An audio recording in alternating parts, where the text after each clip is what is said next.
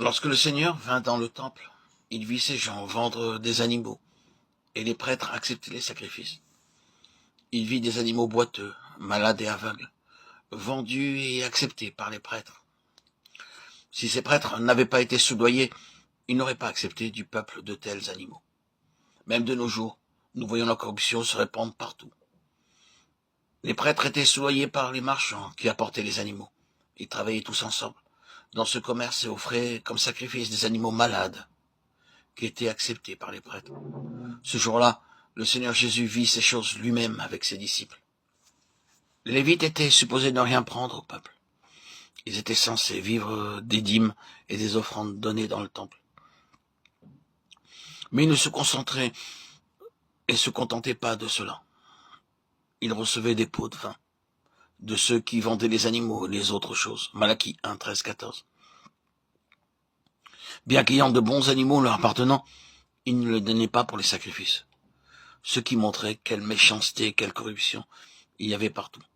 Selon Malachie 2, 4 à 8, les Lévites étaient censés avoir la grande responsabilité d'enseigner la parole de Dieu de manière à maintenir le peuple dans le droit chemin. Mais ils étaient beaucoup plus occupés à calculer comment ils pourraient gagner plus d'argent. Au lieu d'être les messagers de Dieu, ils étaient devenus les messagers du diable et volaient Dieu, comme cela est décrit dans Matthieu 23, 13, 15 à 29. Il le raconta à ses amis à Béthanie. Il resta toute la journée dans le temple et vit tout ce qui se faisait à l'intérieur comme à l'extérieur. Je peux imaginer le Seigneur Jésus-Christ avec un cœur très triste, lourd et chargé, retournant de Jérusalem à Béthanie ce soir-là, et avant de chasser les marchands du temple, il leur confia ce secret. Alors que nous devenons co-ouvriers avec le Seigneur Jésus-Christ, le Seigneur révèle bien des secrets qu'il a cachés aux autres. Matthieu 13, 17, Deutéronome 29, 29. Ainsi, avant que notre Seigneur chasse les gens du temple, il partagea son fardeau avec ses amis à Béthanie et leur raconta ce qu'il allait faire.